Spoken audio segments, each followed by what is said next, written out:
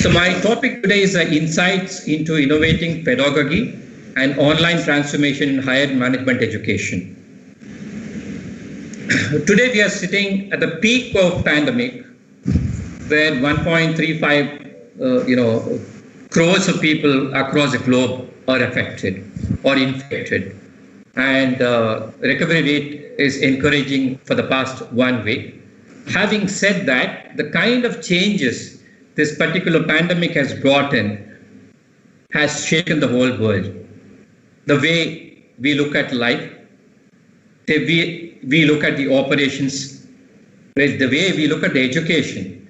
So here I am here to share something on the insights of innovating pedagogy, which is on the higher education, and how do we really transform ourselves to these challenges. So MOOCs, all of you know, is a massive online courses which is available. They've been existing for many decades, almost 2 decades. No one really took it seriously all these years for the simple reason we never believed in something on online. And but it is a time for us now to realign ourselves. What is going to be effective in our education system? Is it going to be the normal classroom? If it is so, is it possible to have the normal classroom sessions now? Probably the answer from all of us will be no. So how do we manage these troubled times effectively is a real challenge. Online education was marginally existing, especially in India, and that is pre-COVID era. And in 2013, I wrote an article about online education, which is going to take charge in the next 10 years or so, is really happening. In the sense, West has moved towards a sort of online and offline education way back in 2008-9. We were very hesitant because we are run mostly by university systems. We are not very clear on how to use technology. And though we are IT nation, we never believed in online things. And even our organizations, India, never recruited people who have done their graduation or post-graduation in online education. I don't blame anyone, but that is how we operated.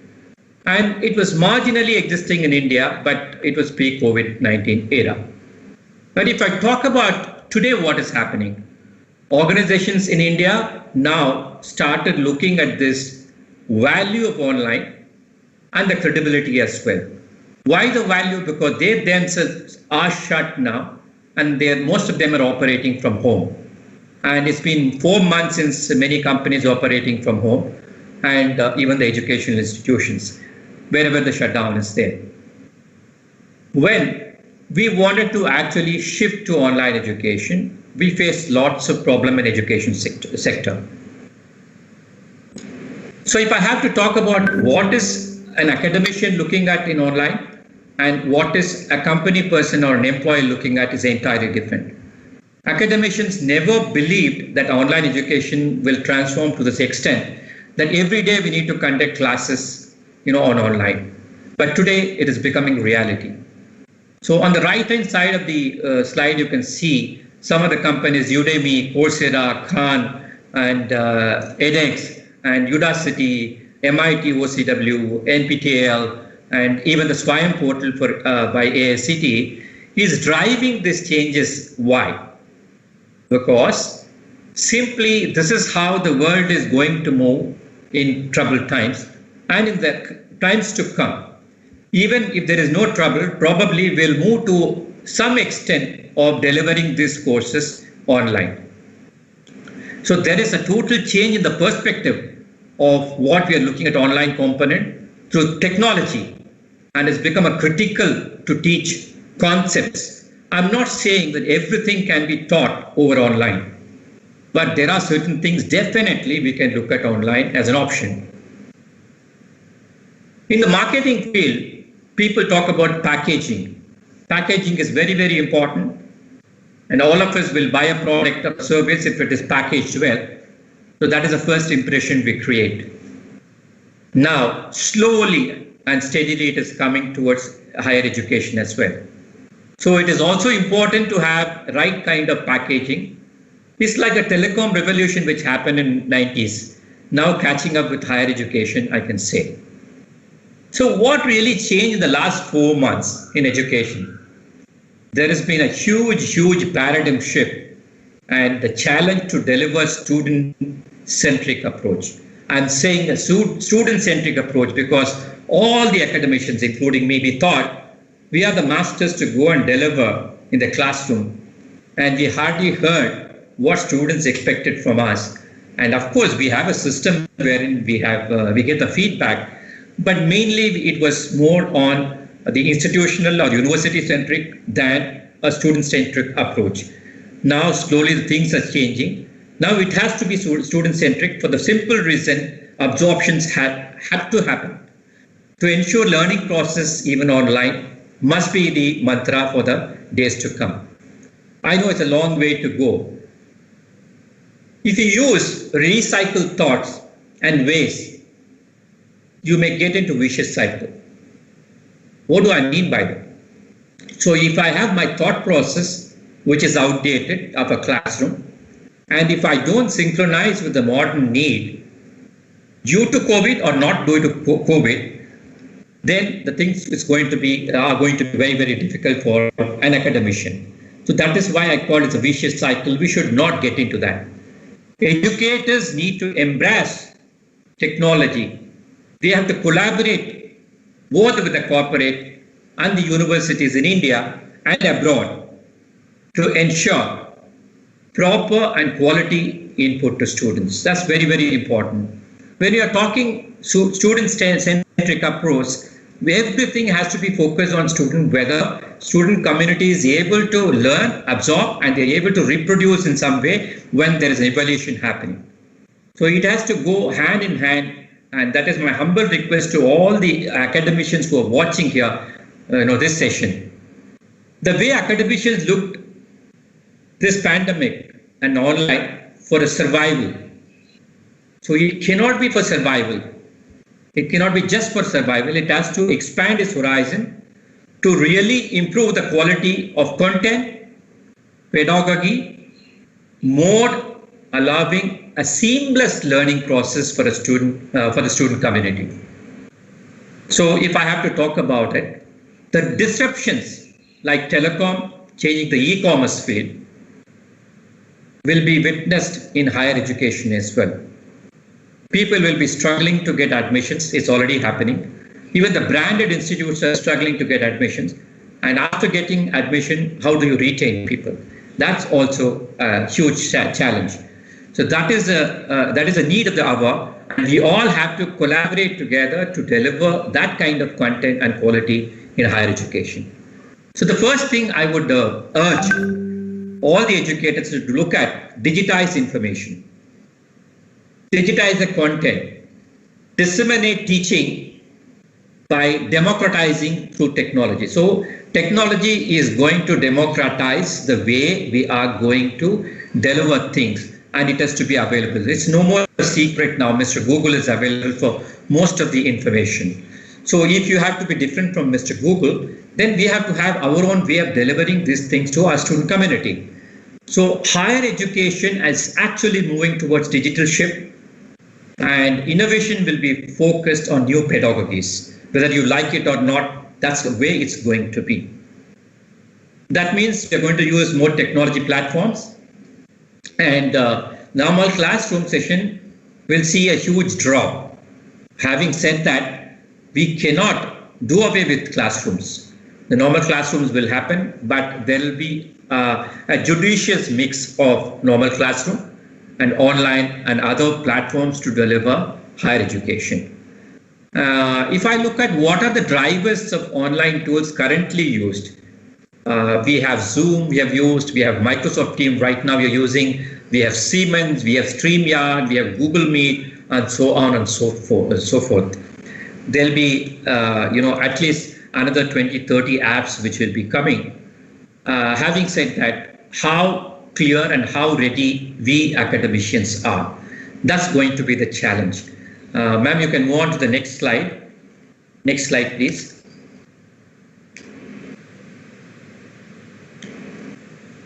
So it's taking time. Okay.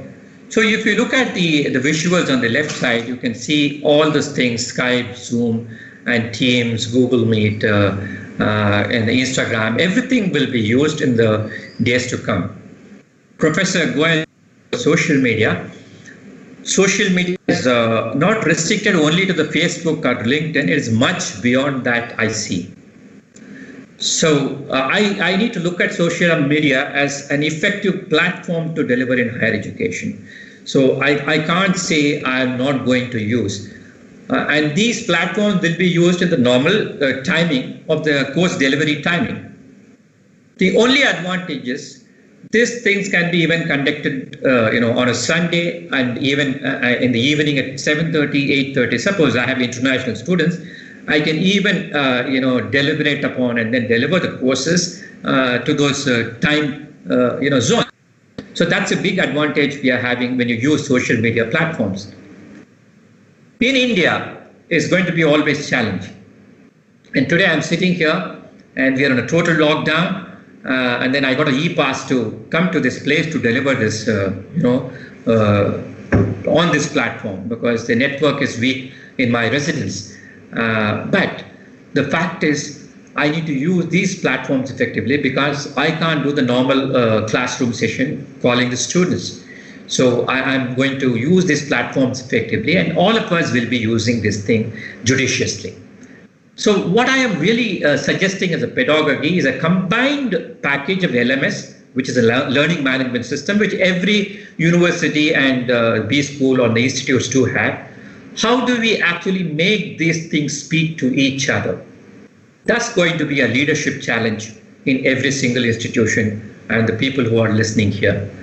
And we also have ERP system. Again, that is to be realigned to this one pedagogy which has to integrated way of delivering a course to the student. We need to also use YouTube. I'll come to the point, where do we use the YouTube? And we also have to use FB Live. I'm getting some disturbance. Can someone switch off the audio there? Yeah. Can you hear me?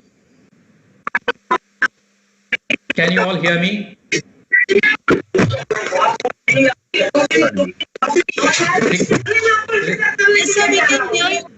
No, request someone is online, ask him to go mute, please mute your participants, please mute your speakers, please, immediately. So I was talking about a combined package of LMS, ERP, YouTube, FB Live. FB Live, people never believed in Facebook. And then I am not suggesting anything on Facebook. As Professor Goel mentioned, I was using this as an effective tool. And I've conducted almost 55 sessions in FB Live. The one advantage in FB Live is there are no restrictions in number of people who can attend.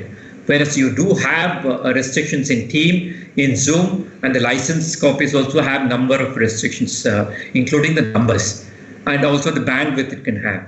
So it's better to use FB Live when you want to disseminate something on a large scale. So AI has entered higher education and may influence higher education in a big way, right from the admission, retention, and even delivery of courses, especially the concepts.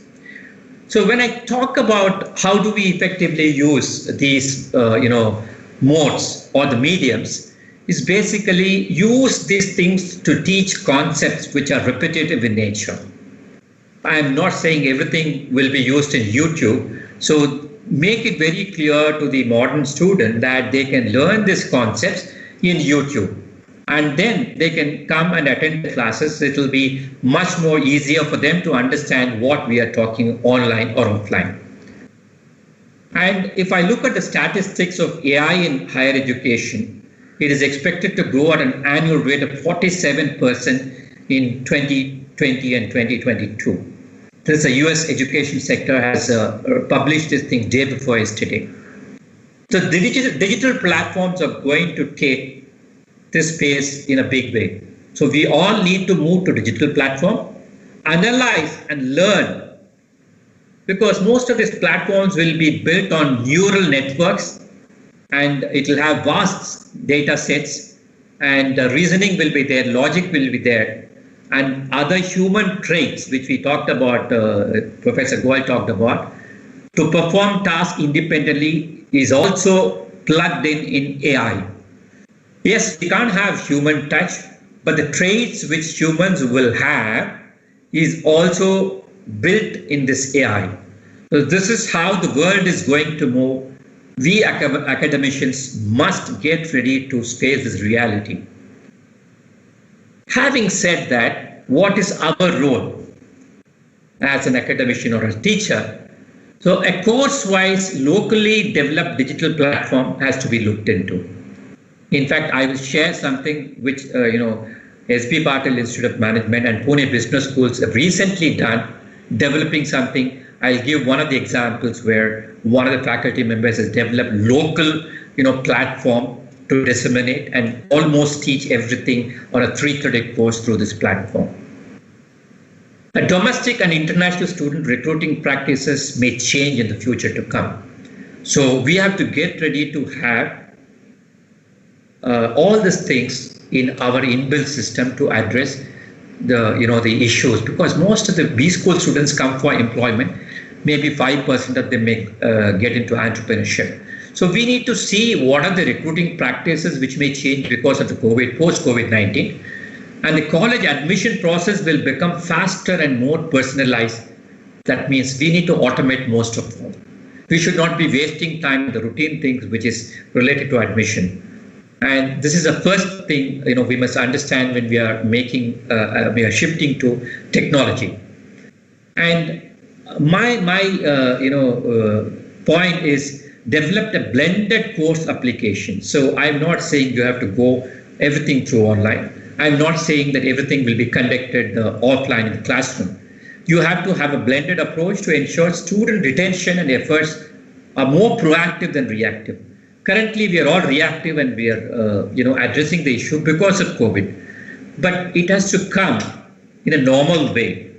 How Harvard has done, how MIT has done over decades to move into blended learning. Probably this is an eye-opener for all the Indian institutes.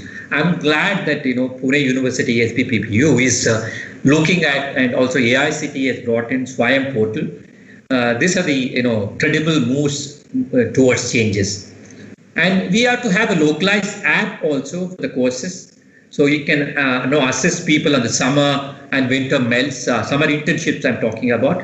And some of us have winter internship, which is called there in the West, it's called MELS. So these things will come handy if you're moving to technology, and more e-resources should be available. So we talk about the question banks, exercise online. These are the things which we should look at as a facilitator for students to learn, because the things are going to change in terms of blended learning. It's not going to be offline or classroom teaching all the time in the future to come.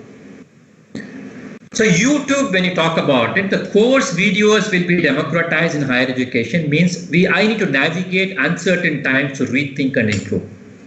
How did we face this uncertain time? It is through either one of these platforms which I mentioned here, or through YouTube videos. Many institutes have moved there to see that it's available for students all the time.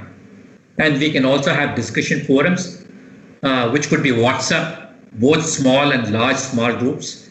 I'm not saying you increase the BP of student, but definitely we should look at how to disseminate, how people are involved in discussions. If there are doubts, probably it can be cleared in small groups through WhatsApp. And if there are a larger group, probably discussion forums in a technology platform is possible. Of late, we have seen many academicians, the professors rushing to Coursera. Initially, it was meant for people, students who want to have extra certification. Unfortunately, in the last 3 months, we all wanted to gain some certificate or other. So whether the learning process happens or not is a different story. We all wanted to have certificates. But in the years to come, it has to change. We need to use these tools, Coursera, effectively in a normal pedagogy. That means if I am a professor, I will see how do I integrate Coursera with my subject to deliver something extra to students. I don't repeat what is actually taught there. Suppose I have a 3-credit course, and if 0.5 credit can be covered through Coursera, it will help for me to boost my results and also the learning process for students. So this is what I talk about, using these tools effectively, social media tools. And Coursera is very effective, and there are so many other things. Even Harvard is open, and there are free courses. And if you want to get to in-depth, probably we should get into selective courses on your area of interest. And you see that you really learn that and come back to the classroom. So this could be an add-on to people who are looking for a job. And Telegram is another tool which is used effectively in the recent times. I don't know how many of our faculty members are connected. I saw in the last 1 week, at least 30 plus of my faculty members are getting into it. So that can also be used. So India actually can compete globally on digital space, on education, provided it takes the following steps. What are the pointers I am looking at because of my own experience, both in academia as well as the industry? A fundamental shift from the current reality to future reality. So most of our professors and community, faculty fraternity, look at only the current reality. We are not actually looking at future reality. And my dear friends, is going to be a technology platform. Is going to be with these tools or maybe beyond this. So we better start understanding this thing and build our pedagogy and the courses also based on this. So there's a fundamental shift required or towards future reality, and it could be augmented, it could be digital, it could be blended. So you can definitely have the combination of all these things in the years to come, in the higher learning especially. Why do I insist on these things for academicians? We are all here for student community. So student community has to have a bright future, and the bright future is going to be enabled through these technologies. And we should see that we move towards student-centric approach. A leap in technology through digitization, and most of the routine things and the concept orientation related should be moved to these technology platforms. We should not be wasting time on this, and we could be a global hub for services the way we have done and demonstrated in e-commerce. And we have the highest percentage of knowledge workers. So in the next 10 years to come, especially with the changes happening globally, geopolitically, you will see that India is gaining momentum. Don't want to mention a big country which is going to go back, don't want to name, but definitely India will gain momentum in this. Because of that or not because of that is a difficult question to answer, but definitely we'll have a momentum. So we must have more of knowledge workers. That means we have to get ready to move towards global students also. I'm talking about the quality of the content online and also the pedagogy which we are going to use. So we can have a bright future in fintech, health tech, edutech, and also public infrastructure. Higher education courses must focus on the topics, these topics for better employment opportunities. And also the jobs are becoming scarce, a scarce commodity now. So how do we augment ourselves to face this challenge? It's going to be totally technology enabled, because the dissemination is of a higher percentage. Learning is much faster. The only way we can change this is building the quality content and the delivery mechanism at our end. So post-COVID is all about clustered restart. So restart is not going to happen very soon, I presume.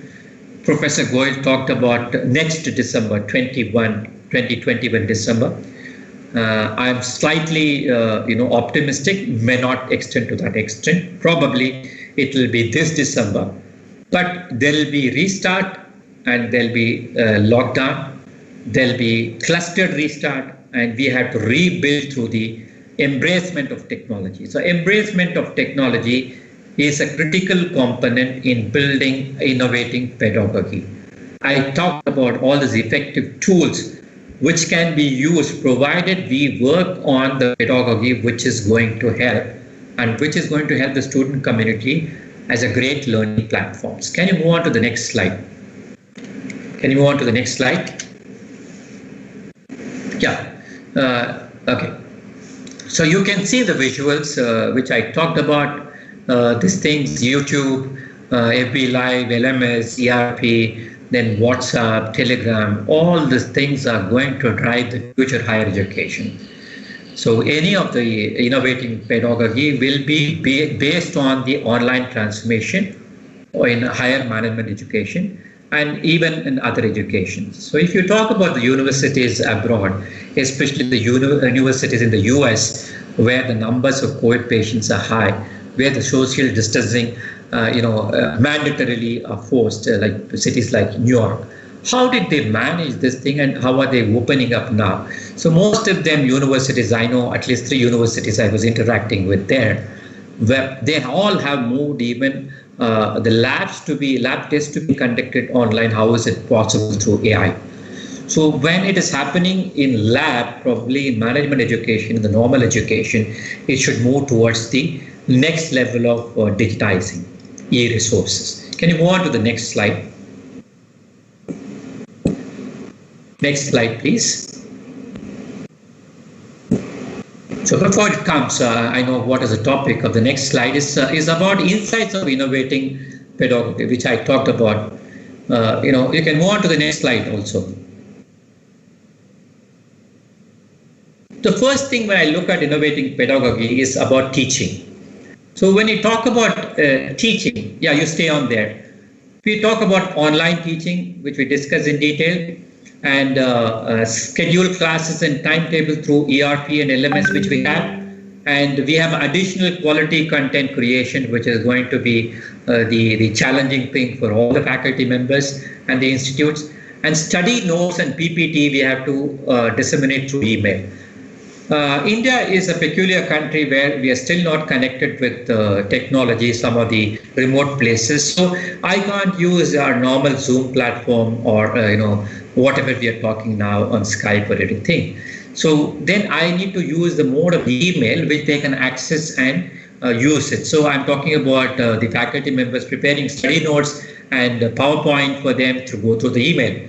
The e-learning repository, which is to be available all the time with these universities and B schools, and we have to have a perpetual, update of this repository. It is not to dump what is available there and then hang on there, for students to access.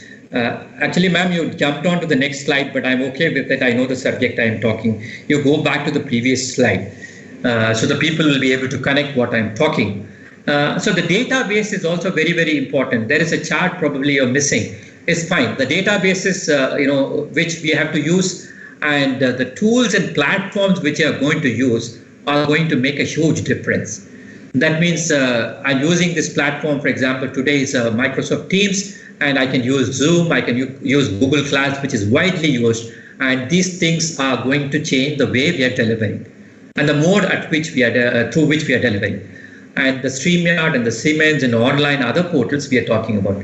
When we talk about social media, YouTube streaming video is going to play a vital role, which is not liked by many academicians, but that is what I talked about, using something as a democratization process of education, especially higher education. And Facebook Live will also be used in teaching, and LinkedIn sharing will happen. The teaching will also happen in LinkedIn. And we are talking about Instagram, which we have not moved, many of us. I've recently, tested this, whether it works in Instagram.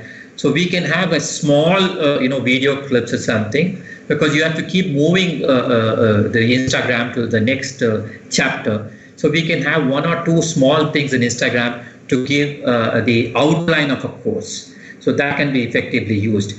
And discussion forum and boxes we can create in our own, platform, digital platforms, which I'll be sharing. And WhatsApp group is very effective, both large and small rooms. And the course-wise Google websites. The faculty have to work very clearly how to use Google effectively.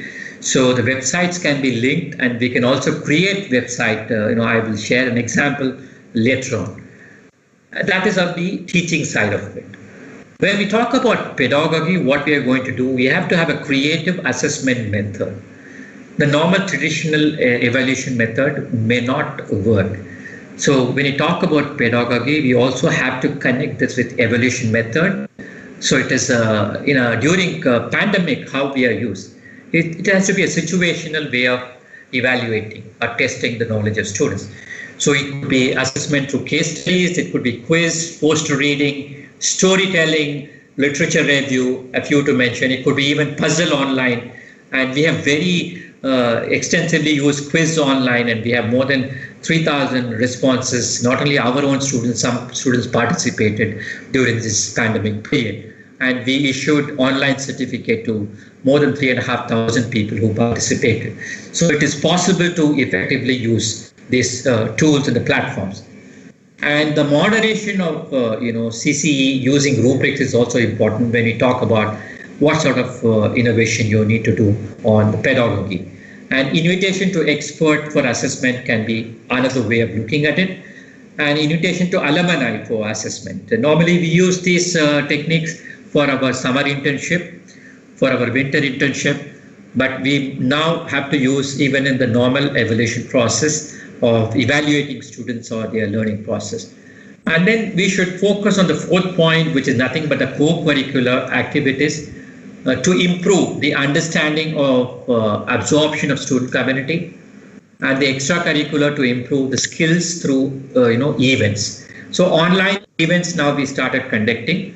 So their skill set can be improved through the events, and activities, of course, and the outcomes. So everything has to be based on outcome-based evaluation. Also, it's not about only the teaching. The course has to have an outcome-based results. That means I need to change in terms of how I'm evaluating all this thing. So the last but not the least of the point is about integrating LMS, ERP, and a hybrid system. So it's a quality content which I talked about. There's a brief and smart content which we need to create. We can't have plethora of PPTs, 35 per session, 40 or 100 session PPTs. That's not going to work. We must have a very brief and smart content. In 2015, I remember to have created an iBook for a 3 credit course, and which was only in 16 pages. Then we must give link to these things. If you want more understanding of this, you can probably go to links and understand more. So the concepts, everything of the 3 credit course, which we talk about almost 30 plus hours, I have to complete in 16 pages. So I created an iBook and also a Microsoft book. So we must look at these concepts in the days to come. The medium becomes a message in the days to come. So what sort of medium you're going to use is going to influence what sort of students we're going to have. We're going to have quality students also when you go through this process. The concepts of teaching must be shifted totally to online. It could be a 6-minute video or a 7-minute video. So it has to be clustered video. You must be able to complete one module in a 7-minute video. That means we must understand how to put these things in few words and visuals and make students understand. And when you want further details, click on the link and then go further details. So success or failure in the future will be dependent on the medium which is going to drive a course, quality course. So blended learning will be the process, which I am looking at as an academician, and that will be driving the future of every single education, not only the university level, not only at the UG level. And you will be surprised to see how CBSE schools have moved to online education. In fact, schools have embraced technology more than the B schools and the higher education. and there's something to learn from school education also. If they are going to move towards that, we need to move towards at least 3 or 4 leaps from them. Then only there is a meaning of higher education quality. So if I have to look at the whole content, how do I look at it? Develop quality content, a brief content, develop hybrid pedagogy. Next slide, please. Next slide. And it has to be a blended learning. And we have to develop course application. Next slide, please. We have to develop course application and develop platforms which are both individual and open sources. And we should also deliver this. I've already covered, you're not shown, ma'am. No, go back now. I moved from, go back now. Previous slide. So we need to develop hybrid pedagogy, which is blended, and develop course application and develop platforms to deliver and evaluate results also through online. Create online support system for students. I talked about discussion forums and Q&A, etc. And integrate LMS and ERP, whatever you have at your disposal. So when you're talking about insights into innovating pedagogy, it's also important to understand how it connects from the beginning to the end, to the end user. We can have a Zoom meeting. Exactly. Yeah.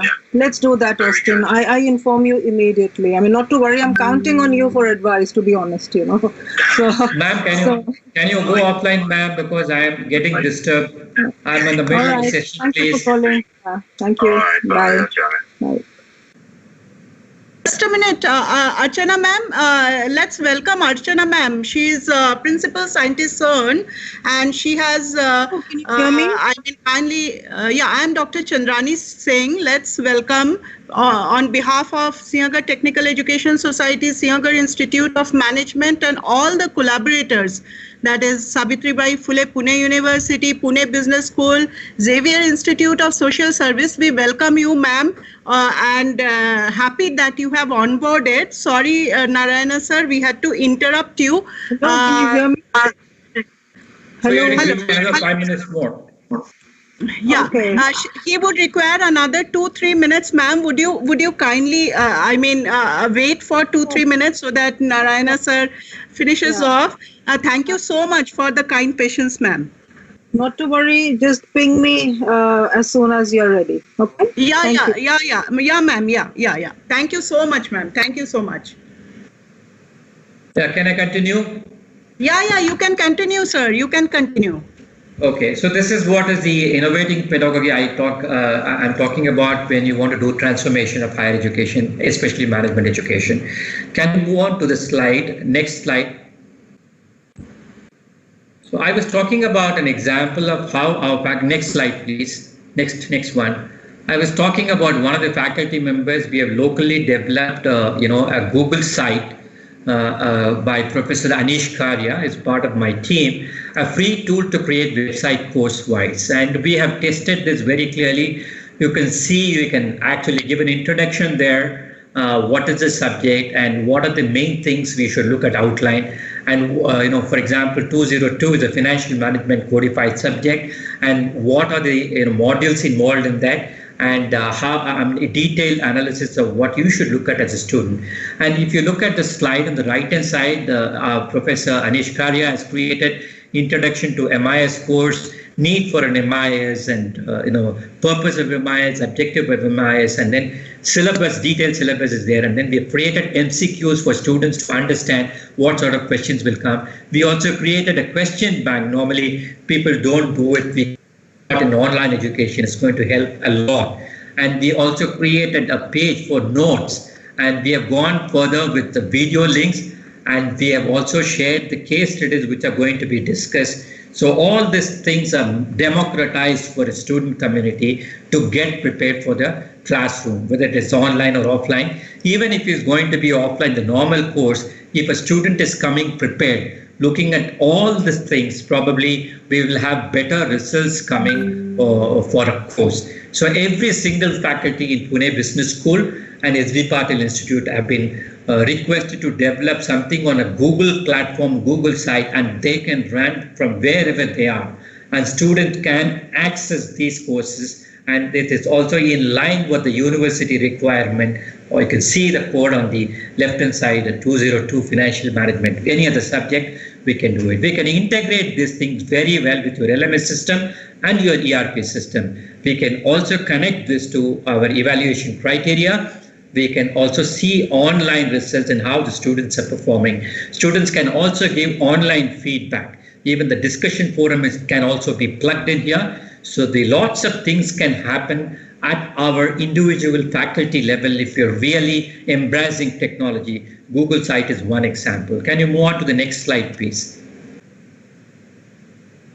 So we have seen the recently the US federal government has taken a lot of steps which is not in the interest of the student community. Issues related to online education, and luckily some of the very well-known institutes like MIT, Harvard have sued the US federal government, and then today we got a good news that this is not going to happen. So it's a good news for all of us, and the great relief for Indian student community and of course other student community as well. But this kind of exigencies can crop up anytime. So when we face this kind of situation, if you have this kind of technology-based system, we will be able to face the situation very effectively. So we need to look at global scenario and make changes to adapt situation. In the years to come, there may be a drop in global students, means challenges for India to deliver better courses on better technology platforms. Students opting to go out in the US may drop in the years to come. And we have to have a change in the mindset. So it has to be a global level content delivery, but at a local education sphere in India also. So placing quality above modality is the mantra. Placing quality above modality is the mantra to face the disruptions like that. Consistency of student experience is very, very important. Only when you build these things on a technology platform, then this kind of consistency can come. So faculty and peer can also benefit quite a lot when you actually embrace technology. Opportunity to attract international students if India succeeds in improving quality both in blended platforms and in the normal teaching as well. So look for a CBCS, which is a grading system based on outcome-based education pattern, which Pune University is now seriously. Allow mobility of students between universities and institutions. So I'm talking about flexibility, agility, and portability. Currently, the credit transfers are not happening even within India. So now we should look at this in a big way. Work on a credit transfer first within the universities in India and business schools in India, then we should look at globally. So international linkages will facilitate credit transfers, and also look at how to enter into MOUs with those foreign universities when you really want to transfer credit. And longer internship and higher credits for internship will be the way it is going to be. And the winter internship will also be with a higher credit. It is just to generate more PPOs, which is a pre-placement offers for the students. So accreditation agency, if they are there, somebody who is watching this program, the quality assurance now should be looked at from the point of how much percentage of component is online and the quality of it. So accreditation agencies must look at it very clearly. Mapping of this course with MOOCs and other open sources is also very, very important, because we are going to use these things in the days to come. And benchmarking with the IITs, IIMs and IISCs is also important. And then with prominent universities abroad. It has to be a step-by-step process. We can't jump and straight away get, we are going to benchmark with Harvard. It's not going to happen. And in a nutshell, it will be a different blended quality, pedagogy, content, and platforms. So this is what, in a nutshell, I want to, cover in today's topic. So let us move on to the next slide. So let us. Due to, we have already surpassed, sir. Sorry, 2 minutes. But can we come back again and discuss on these points? I just want to thank you. I just want to summarize. So let us connect, communicate, collaborate, and co-create a joyful learning experience. Want to thank Srinagar Institute, Dr. Daniel, Dr. Chandrani, Dr. Mithali Talukdar, Dr. Sunil Khilari, and the whole team, including SBPU. Team, for giving this opportunity to share my thoughts, change is not only constant but transformational and unprecedented. Our computer screens are now auditoriums. We need to fortify technologies. We need to be educational leaders with determination, grit to face these changes and challenges. The superpowers are pleading for help from developing countries. So I want to thank all of you being part of developing countries and deliver these things through connect, communicate, collaborate, and co-create. Thank you so much.